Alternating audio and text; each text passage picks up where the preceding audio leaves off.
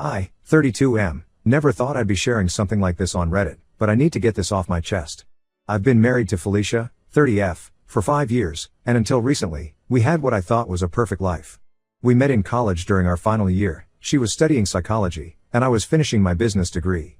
After graduation, we dated for 2 years before getting married in a small ceremony with just close family and friends. Felicia and I bought our dream house 3 years ago in a quiet suburban neighborhood. It was everything we wanted, a 2-story home with a nice yard, friendly neighbors, and a great community feel.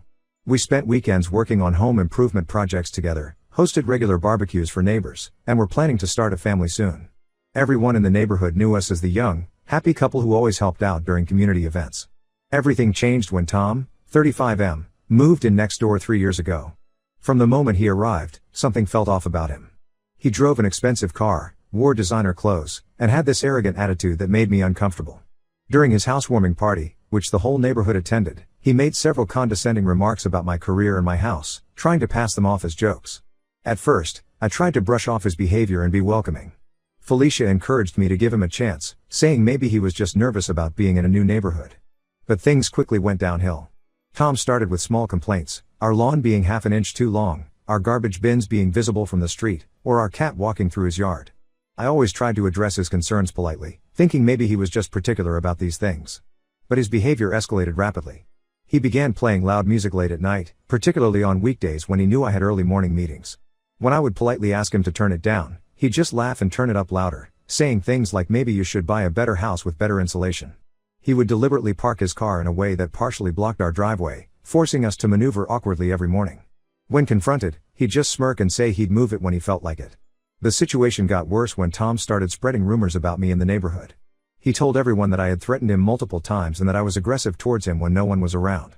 He claimed I had made racist comments about him, which was completely false, and that I was trying to force him out of the neighborhood. Some neighbors actually started believing him and avoiding me. I could see them whispering when I walked by, and people stopped inviting us to neighborhood events. Felicia initially supported me through all of this. She would comfort me when I came home stressed about his latest antics and agreed that his behavior was unreasonable. She even confronted him once about the parking issue, but he just charmed his way out of the situation, apologizing profusely to her while giving me that same smug look behind her back. However, about 6 months ago, I noticed a change in Felicia's behavior. She started defending Tom, saying maybe we were being too sensitive and should try to understand his perspective. When I would complain about his latest harassment, she would suggest that perhaps I was overreacting. She even started attending neighborhood events without me, saying it was better to keep the peace that way. I also noticed Felicia spending more time outside when Tom was in his yard. She would suddenly decide to garden or check the mail multiple times when he was out there. I dismissed these thoughts initially, feeling guilty for even suspecting anything. After all, we had been happily married for 5 years, and Felicia had always been loyal and supportive. One day, about 2 months ago, I came home early from work due to a terrible migraine. As I pulled into our street, I saw Tom's car in our driveway. This struck me as odd, but I thought maybe he was finally there to apologize for his behavior or discuss the ongoing issues. When I entered the house, I heard noises coming from upstairs. As I walked up, I could hear Felicia's voice coming from our bedroom. My heart started racing as I approached the door. The sounds became clearer, and I felt sick to my stomach. When I opened the door, I found Felicia and Tom together in our bed, the bed we had picked out together when we first got married. When they saw me, Felicia immediately started crying and scrambling for her clothes, while Tom just lay there with that same smirk he always had when he was making my life miserable. I couldn't stay in the house. I grabbed my car keys and left immediately, driving around aimlessly for hours, trying to process what I had just witnessed. Felicia called me repeatedly, leaving message after message about how sorry she was and how it just happened. She claimed Tom had been manipulating her for months, making her believe I was the problem in our marriage. According to her, he had convinced her that I was controlling and that she deserved better. I stayed at my brother's house for a few days, ignoring Felicia's constant calls and messages. When I finally returned home, Felicia had moved most of her things out. She left a note saying she was staying with her sister and needed time to think. Through mutual friends, I later discovered that she had been seeing Tom for the past 4 months, sneaking around while I was at work. The betrayal hit me even harder when I learned that most of our neighbors knew about the affair but chose to keep quiet. They had seen Tom entering our house when I was at work but didn't say anything because they believed his lies about me being aggressive. Some even admitted they thought Felicia deserved better based on Tom's stories about me. I filed for divorce immediately. Felicia showed up at our house crying, begging me to reconsider, saying we could work things out in counseling. She claimed Tom had manipulated her and that she still loved me. But I knew there was no going back, the trust was completely shattered. What hurt the most was that she had sided with someone who had been deliberately making our lives difficult and had believed his lies over our 5 years of marriage. Yesterday, I received a text from Felicia telling me she's pregnant with Tom's child. She had the audacity to say she hopes we can still be friends and that she wants me to be part of the baby's life since we shared so many years together. She said she still cares about me and thinks I would be a good influence on her child. I couldn't believe how delusional she was being. Right now, I'm staying with my brother and his wife while I figure out my next steps. I'm planning to sell the house as I can't bear to live next to Tom anymore. Felicia keeps trying to contact me through mutual friends, saying she made a huge mistake and misses our life together, but I've blocked her everywhere. The neighbors who sided with Tom now look ashamed when they see me, but their apologies mean nothing at this point. I never imagined my life would turn out like this. 5 years of marriage destroyed because my wife chose to believe the lies of a manipulative neighbor over her own husband. I'm meeting with a divorce lawyer next week to discuss my options. I just needed to get this off my chest and maybe hear from others who have gone through similar situations. Update 1. Well, karma really does come around. Last night completely changed everything I thought I knew about this situation. I received a call from Felicia's sister Emma around 9 p.m.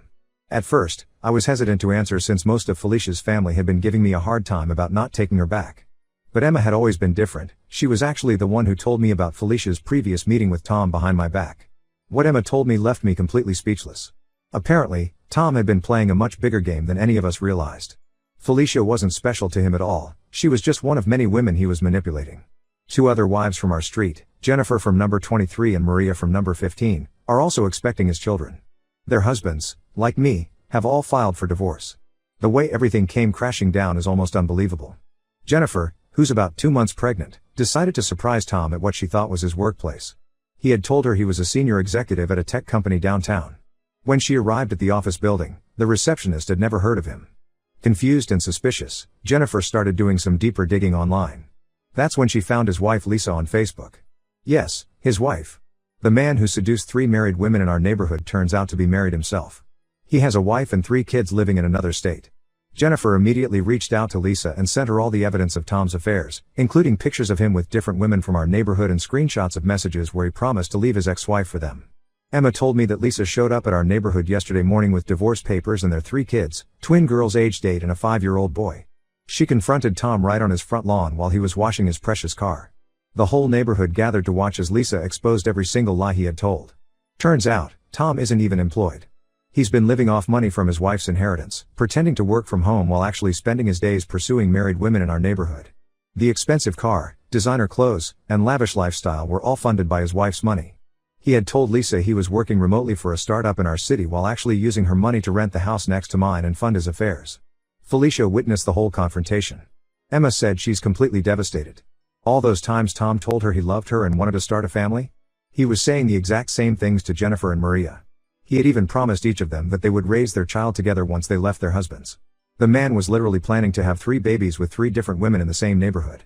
The neighbors who believed his lies about me are now falling over themselves to apologize.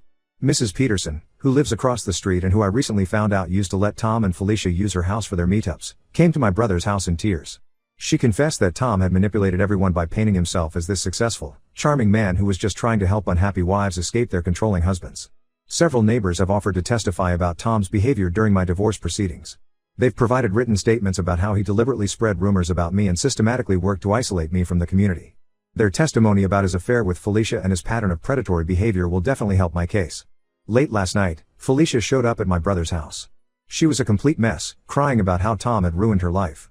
She begged me to forgive her, saying she was stupid to fall for his lies and manipulation. She kept repeating that she didn't know he was married or that she wasn't the only one. I just closed the door in her face.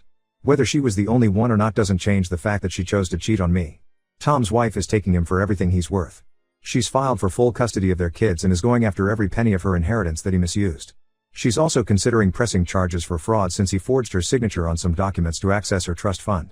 The karma they're experiencing doesn't make me happy, it actually makes me feel sick.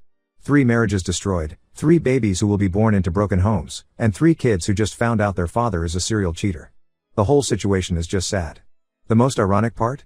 Tom's perfectly manicured lawn, the one he used to criticize everyone else about, is now overgrown because he can't afford to pay his landscaper anymore. His wife canceled all his credit cards and froze their joint accounts. The guy who used to mock my car is now taking the bus. I've instructed my lawyer to proceed with the divorce as aggressively as possible. Felicia's infidelity and the public scandal around it pretty much guarantee I'll get a favorable settlement. I'm also joining the lawsuit that Jennifer's husband is filing against Tom for alienation of affection. Apparently that's still a valid cause of action in our state.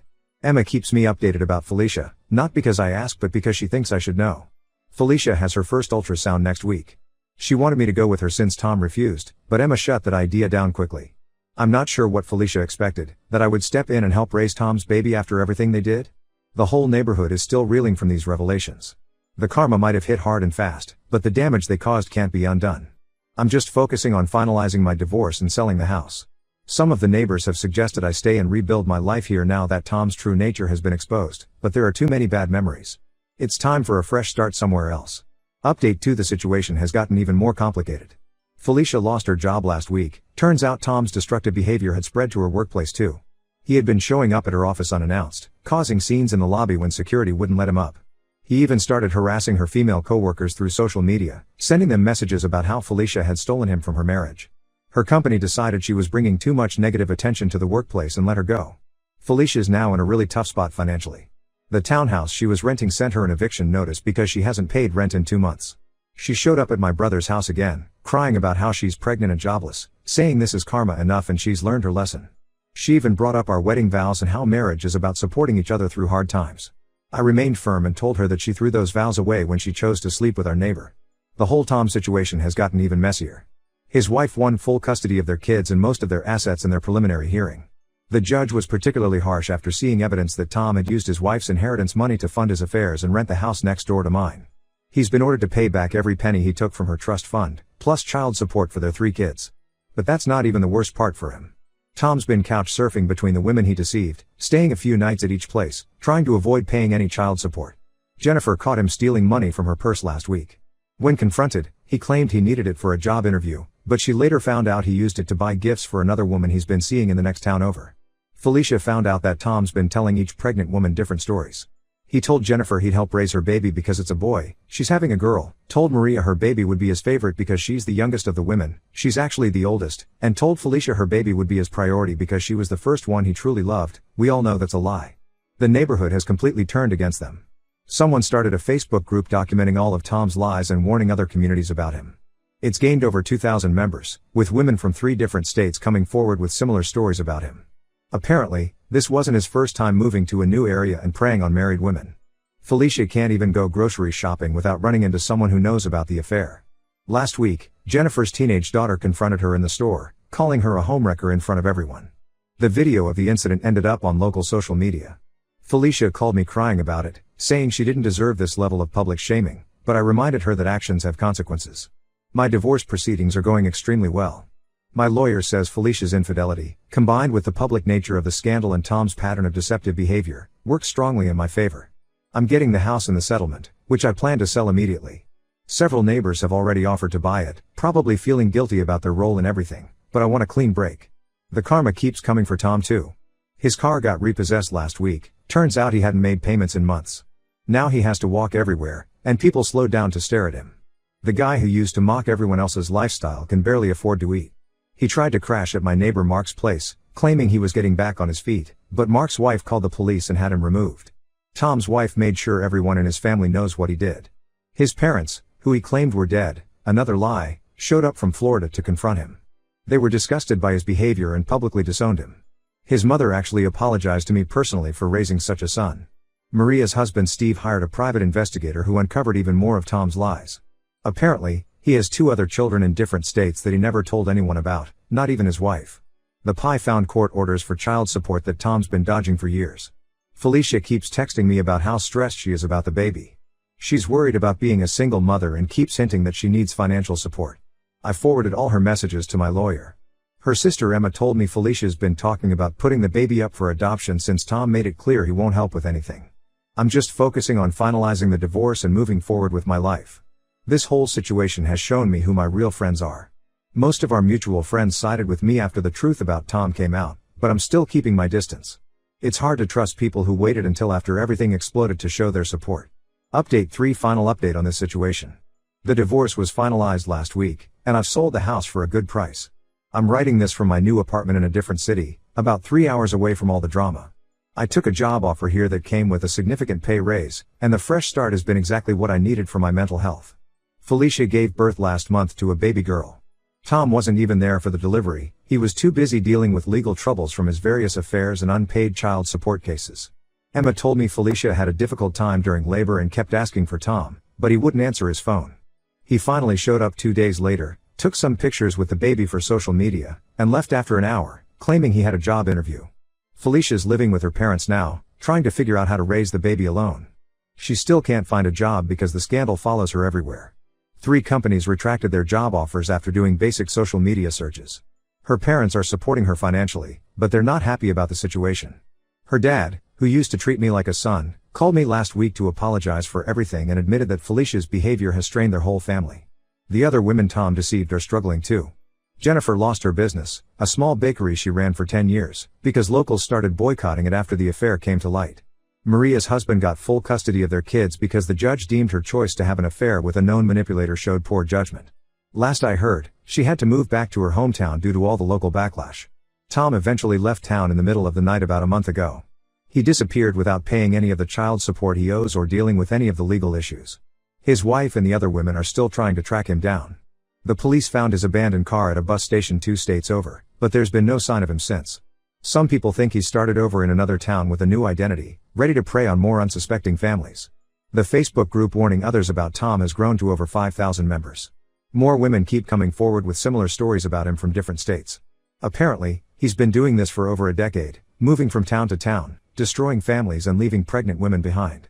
His wife's lawyer is building a case for criminal fraud based on all the evidence. Felicia sent me a long email last week. She wrote about how she regrets everything and realizes what she threw away. She described how hard it is being a single mom, how her parents make her feel ashamed every day, and how she misses our life together. She even suggested that we could try again, saying she's grown from this experience and knows now what really matters in life. I didn't respond. Some wounds are too deep to heal, and some betrayals too severe to forgive. The house sold quickly, well above asking price. I used the money to buy a small condo in my new city and invested the rest. My new job keeps me busy, and I've started playing basketball in a local league.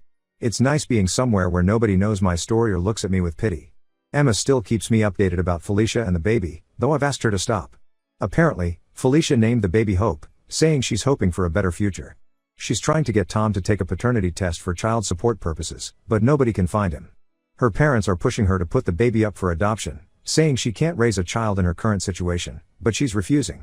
The neighbors from my old street sometimes reach out, usually to tell me about new developments in the Tom saga or to apologize again for their roles in everything. I've stopped responding to most of them. Some of them genuinely feel bad, but their guilt isn't my responsibility to handle. I'm focusing on rebuilding my life and moving forward. The whole experience taught me a lot about trust, friendship, and the importance of standing up for yourself.